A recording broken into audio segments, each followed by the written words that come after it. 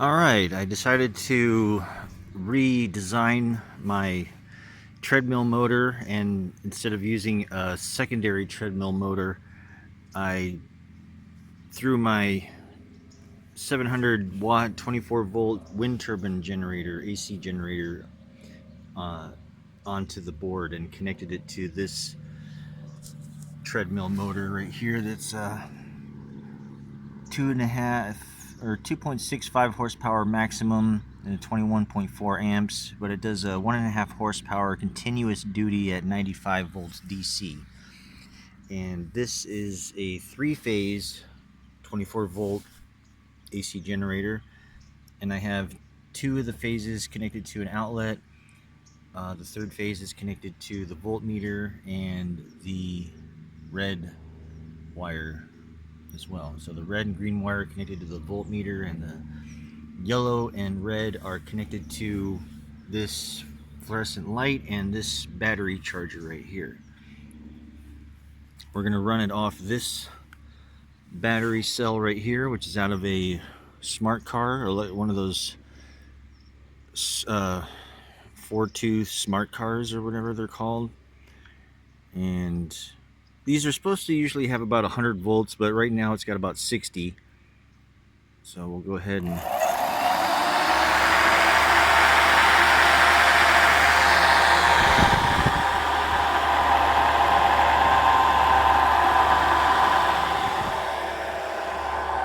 right now it's running the bulb and it's charging the battery. It's running about 130 volts, fairly steady. I haven't tried to put much of a load on this yet, but let's see what happens.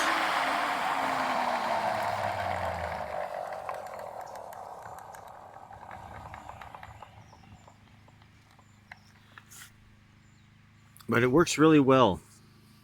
It takes about 60 volts out of the battery and it outputs about 140 volts AC. So it's about 60 volts DC input, 140 volts AC output.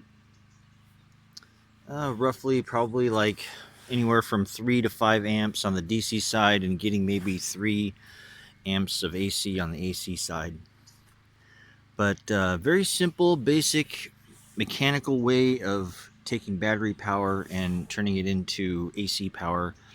And what I can do next is connect my solar panel array directly to the battery cell, because with all the solar panels hooked together in series, I can increase the voltage and pump like 120 volts into this battery cell and get it charged back up, because this is like a 130 volt battery cell. And by combining all my solar panels together, I can increase the voltage output on them and then pump it all into this battery cell, and then run this 95 volt DC generator to run the AC generator, and then have backup power.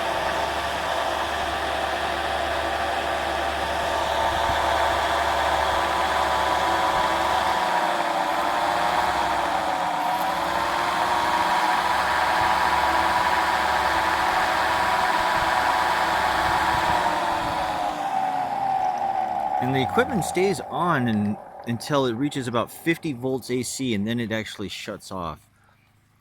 So by doing it this way, you can really get a feel for how low a voltage you can go before your equipment starts to actually shut off and not run anymore.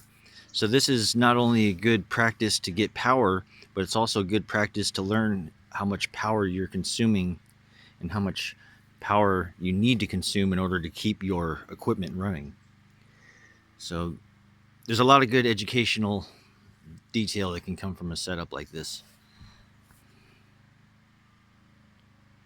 So I would advise doing a setup like this if you want to do some off-grid work, some do-it-yourself off-grid work. And I personally don't have very good experience with electrical inverters. Those inverters that you just connect to a battery and there's no moving parts, but they have a tendency to fail a lot. This really has no way of failing. The only thing that really wears out are the brushes in this. There are no brushes in this motor or this generator. And so the only thing that could wear out is the brushes that are on the DC motor.